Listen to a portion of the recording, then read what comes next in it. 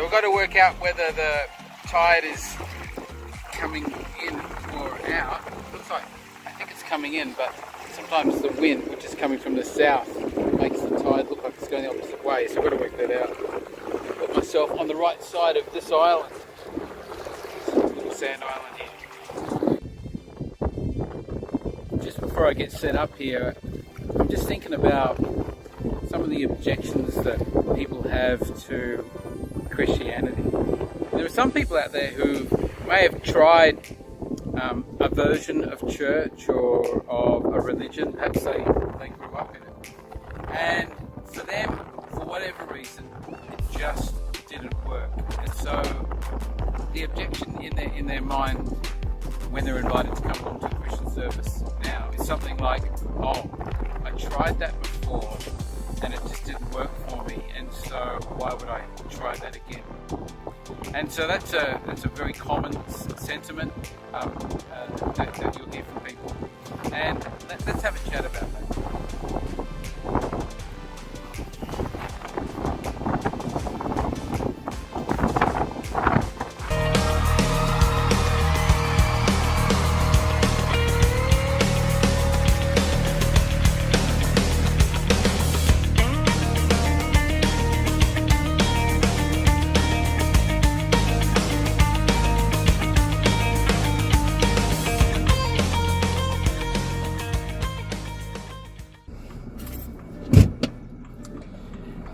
Another midweek refuel, Lewis.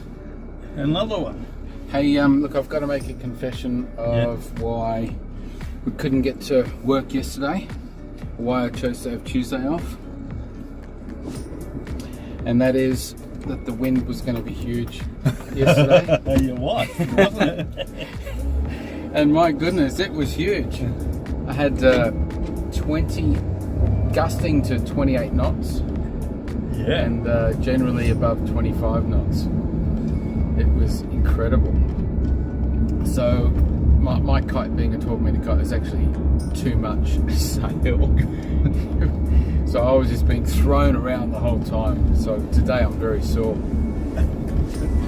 There you go. But you got to get out and have a go, eh? That's it. Well, if you can get up and go in the worst conditions, or in the harshest conditions, then you should be no problem to do it in the best conditions. Excellent. And what coming to church because previously you had a bad experience with it, and it might have been that you were raised in church in a cultural setting, or if it was sort of your family religion or whatever, and for whatever reason it didn't work for you. But what God has is whatever reason, it just didn't work for you. So now when someone invites you to church, you put the memory of your past experience onto the new opportunity, and you say, no, I don't want to come, I don't want to be there.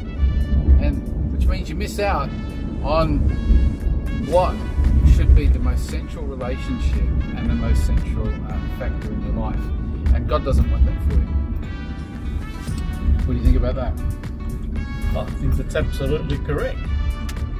It does say in the Bible that those that are perishing, the things of God will seem foolish to them. So, and I can understand that, being in that position nearly 30 years ago now. It all seemed a bit foolish and boring, and I had better things to do. Right. Go to parties, go to the beach on Sundays. Yep. All those things that really looked appealing, but in the end, things changed in my life. Indeed, it was the things that I thought were foolish then became very important. Okay. Which were the things of God. It's interesting, isn't it? So, and likewise for me, I started going to church out of a sense of looking for answers and looking, they talk about a God-shaped vacuum in a person's heart. So I started looking for God. I wasn't really looking for church, and I certainly wasn't looking for religion, but I was looking for somebody to help me and to hold me. And I found that first of all, and then church came on the back of that, and I found that the church community and the church's, calendar and program also helped maintain a relationship with God and helped me sort of stay in the pattern of things. What's your experience? Very different circumstances, but very similar to that. I was looking for something to get me out of what I saw like a chasm with smooth walls, and there's nothing I could do in my own strength to get me out of where I was. Right. And I remember saying to myself, so this is what insanity looks like. Okay, so you're not talking about a physical chasm with smooth walls. You were talking about the situation. Spiritual, yes. Right. And what was your religious background before that, Lewis? A very bad Catholic. Oh, the best kind. If you're a bad Catholic, you're the best kind. Okay, and so you were in a place where you felt you couldn't escape by the sounds of it. That's correct. Yes. So, and that's where I walking down Hyde Park. For those who know it in Sydney, I just felt a drawing to what was then a Catholic cathedral. Yeah. And St. Mary's there? St. Mary's. Okay, yeah. So I ignored it. Yeah. And then on the way back, and this is the state of mind that I was in, I had to just go for a walk and try and find myself, which I couldn't do in my own strength. And then on the way back again, I got a similar yearning to go into St. Mary's. And I did. That's where I said, okay, God, well, you've got me here now. Yep. What do you want to do?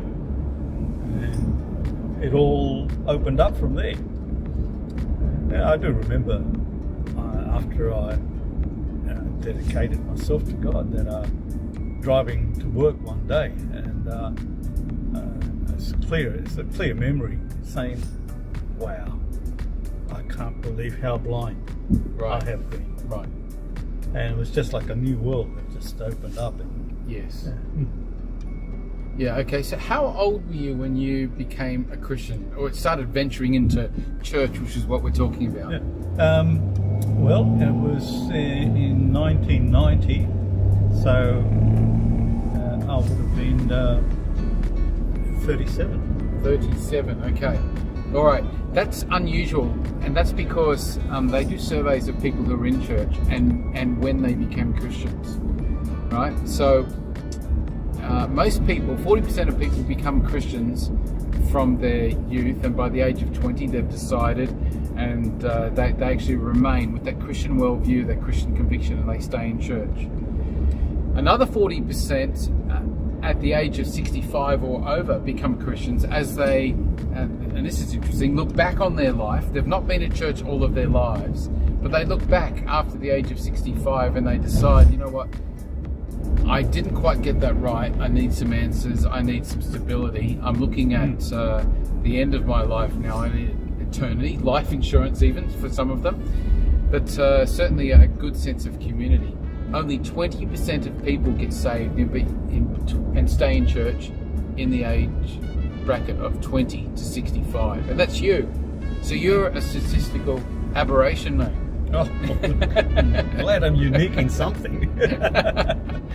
So, but perhaps that's you. Perhaps you're in that age group. Well, God's reaching out to you and would love you to come into church. Now, you don't have to be perfect to come into church. In fact, waiting for perfect circumstances is going to prevent you from going forward. Just like with my kite surfing yesterday, it was windy. It's good. You obviously need wind for kite surfing, but it was not perfect conditions. It was a little bit too rough and maybe even a little dangerous. And so But I stayed out in it and just took some precautions, had somebody who met me, who oversaw what I was doing. And I went out because I figured if I can train in these circumstances, that's only going to help me in good circumstances. Don't wait until the perfect time to come to church, right? Don't wait for that. If God's been dealing with you, I encourage you, reach out, come along. He has something wonderful for you. He actually promised to give you an abundant life. Some people are waiting for an invitation to come to church. Let me give you one from Jesus. It comes right from the Bible in the book of Revelations. I, Jesus, have sent my angel to testify to you about these things for the churches. I am the root and the descendant of David, the bright morning star. The Spirit and the bride say, come. And let the one who hears say, come. Let the one who is thirsty come. Let the one who desires take the water of life without price. You know, come, says Jesus, the Saviour, the hope, the life-giving restorer. Come, says the Spirit, and I will breathe new life into you. I will breathe new water into your life and refresh you. And of course, come, says the bride, which is the church. And we do say that here at C3 Limitless. You are welcome to come to church. You don't have to be perfect. You don't have to scrub up and make sure everything's in order. You can just come along. Come and experience a life-giving community. Come and get to know God. Come and find freedom. Come and discover your purpose. Come and make a difference with us. I hope to see you soon at C3 Limitless Church.